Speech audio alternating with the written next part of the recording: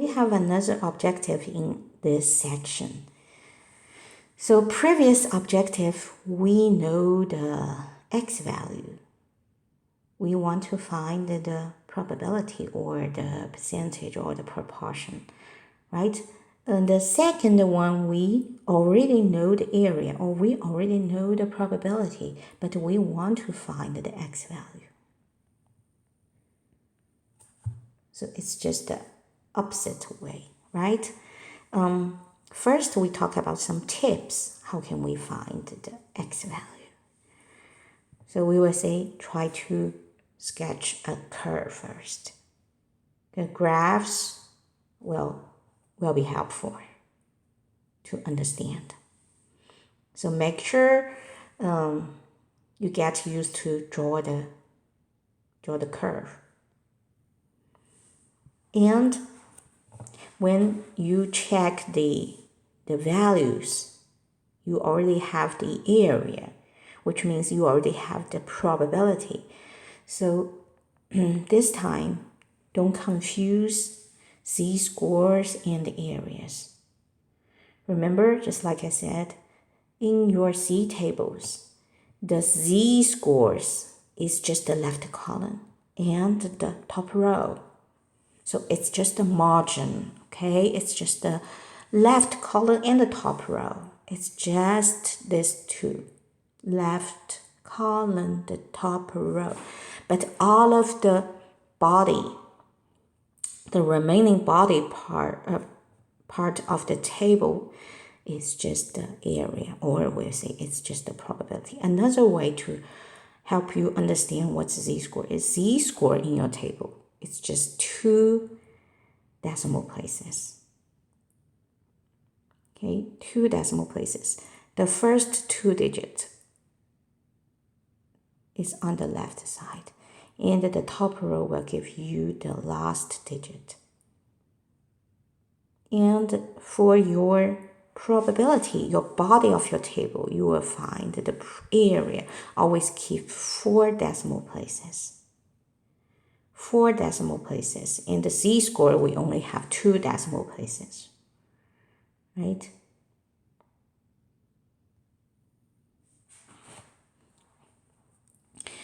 So the next tip is when you try to graph, make sure you choose the correct side. Make sure you shaded the correct side. Sometimes it's greater than, sometimes it's less than. So any value smaller below, we will shade it the left side. If any value greater than above, we will just shade it to the right side. So make sure you choose the correct side. So another tip is z-score can be possible. It's possible to be negative. If a z-score is on the left side, it's definitely to be a negative number. It's definitely to be a negative number if the z is left to our 0. Okay, so don't panic. If you see the negative number z-score, just go back to check the negative z-table. And for the area, it's just the probability here. So it should be the value between 0 and 1, because here the area is just the same thing as the probability. Probability, always the value between 0 and 1, never negative. Next step, we should learn how to find the values step by step. First, remember, we need to use the graph to help us. So we sketch a normal curve, something like that. We sketch a curve and we label the mean in the middle. And then we try to label the x value we think we need to find. So make sure you understand this time you should label the left side or the right side. Sometimes you should label your x on the left. Sometimes you should label your x on the right. The second step, we need to we need to use technology or the table to find the z-score. So the second step, we need to find the z-score first. We cannot directly find the x value. We have the area, but we cannot find the x directly. We need to find the z first. But make sure, how can we find the z? We should use the area to the left.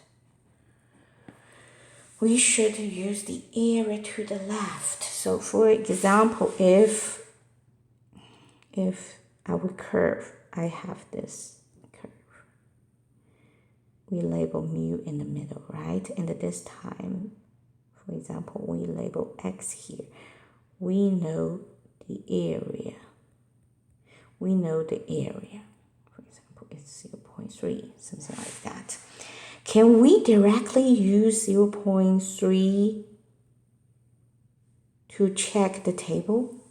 It's not correct. See, we should check the table by using the area to the left of x. In my graph, it's just the area to the right side. So we cannot use 0.3 to check the table. First, we should use 1 minus 0.3, get 0.7 to check our table, right? To check our z table. This 0.7 is just the area cumulative to the left. Then, again, this is just the area. So when we check the z table, we should check the body. Again, the body is the area. So we check the body of our table to find which value is closest to the 0.7. Most of the time, we cannot find the exactly same value as this one. So we pick which one is closest to this one. Then we find the corresponding z-score. So again, make sure you use the area cumulative to the left. If you are given the area cumulative to the right, you need to do this step. Use 1 minus that area to get the area to the left. This is extremely important, and that's a common mistake. So next step, we should use the formula. So this formula is not shown correctly. I will show you how can we get the correct formula. So it's just the same formula of the z transformation, but it's another form of the conversion formula. See, we have this conversion formula, right? So if you do some transformation, solve for x, you will definitely get this one. Solve for x based on this formula. So they are just the same thing. Okay, so we have z, right? From previous step, we already got z. From question, we know what is mu and what is sigma. Of course, we can convert our z back to the x value. And the next step, we just try to go back to check our curve to see if the value makes sense or not. Does it make sense or not? So just check if the value is reasonable. Let's check this one, this example. This example gives us some information. So the criteria is use a design that 95 of the accommodates the 95% of the population. This is just the background. And we know only 46% of the men certified height requires for the U.S. Air Force pilots. So we know this is the situation, 46%.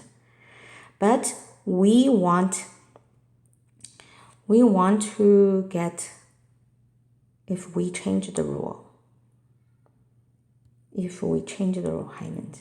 requirement to be changed to allowed shortest 95%. So this is the most important part. These two is not so important. This just gives you the background information. So we focus on the shortest 95%. We want to know the maximum value of this one, 95%, shortest 95. So in other words, we will say this is to find the 95th percentile of heights of women. So this is the first question. And the second question is, if we know we have a maximum value, do we need to set a minimum value? So this is two separate questions. So first we should find the value, the maximum value to allow shortest 95% of the women to be the pilots. So let's see, how can we find this maximum value? Or we will say, how can we find the 95th percentile? First, we should sketch a curve to help us understand what does shortest 95% mean. Which means we have set this maximum value, right? This is the value, maximum x value we are interested in. We draw the curve, we set the mean value in the middle. This mean value is direct from your question. Mean value in the middle, and we know we are interested in the x. Why we should put x on the right side of the mean? Because we already know this part, shortest 95, which means the area left to x is 0.95. If it's 0.95, of course, x is on the right side, right? So we know this x value separate the whole graph into two parts, the shortest 95% and the top 5%. So we know we set the bar of x here, separate the graph into two parts, the shortest 95. So this area to the left of x is 0.95. Of course, this side should be 0.05. This is how can we find the x value, right? So next step, we should find the z-score. How can we find the z-score this time? We using the given area. So this time we are given 95%, so it's 0.95. It's just the same thing, 0.95, right? And it's the shortest, so it's directly give you the area to the left. So we could use this one directly, 0.95. If it's, say, the tallest 95%, then it's just the area to the right. So we cannot directly use the area to the right. We should convert it to the area to the left. Make sure you understand. We always use the area to the left to find the corresponding z-score. So here, we directly get the area to the left. So we use this value. Go back to check what? Check the body. Again, to check the body. This is your body. We need to check the area. The area is the body of your z-score. So we go back to check. We know the x is on the right side of the mu, which means your x value is a right. Your z will be on positive value. So we check the positive table.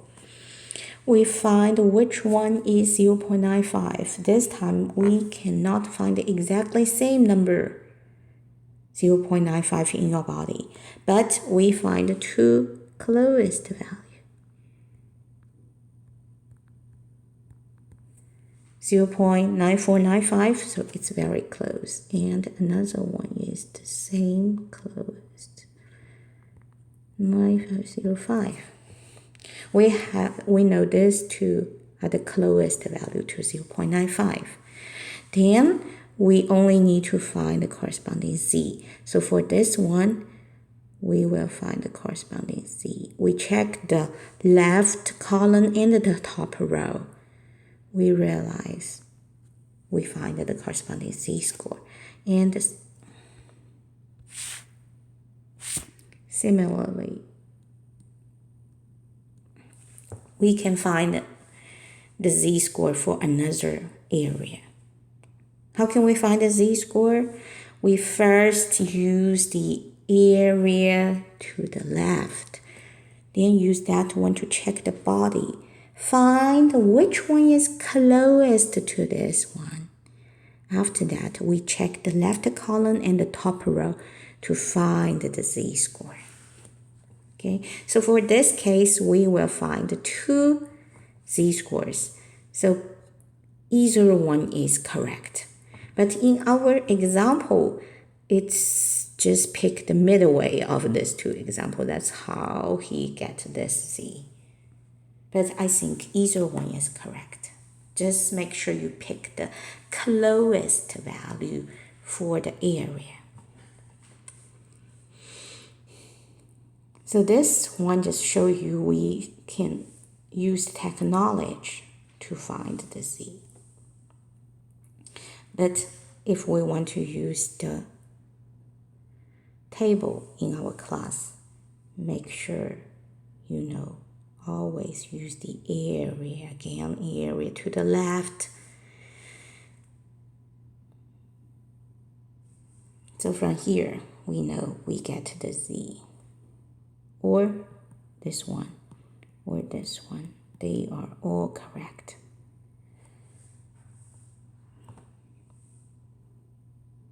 So last step, after we find the z, we are interested in the x value, in the specific x value, not just the standardized score. So we only need to convert back the z to the x.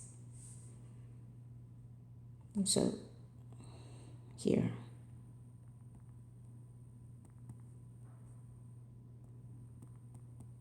we just use this formula. See, we know this is the mu we have and this is standard deviation, and we already get our z. We use this formula to get our x. So this is the x we're gonna use. So last step, we know, we go back to check the graph. We know the sketch, right? We put the mean here, and we get this is our x. We know it is reasonable because it's greater than. So this side 0.95. So this one makes sense. They just test if this value makes sense or not. So the last step is about the interpretation. So we know the requirement to allow 95% of the women. So it will be less than 68.5. So we will say the maximum value is 68.5. Any women shorter than 68.5. So that will be 95% shortest women will be eligible. So that's the maximum value we set. Anyone less than this maximum value will be eligible. Of course, there should be a minimum value. If they are too short, then they cannot easily reach all the controls. So we still need to set a minimum value for, but we didn't discuss the minimum value here. We only get what is the maximum value.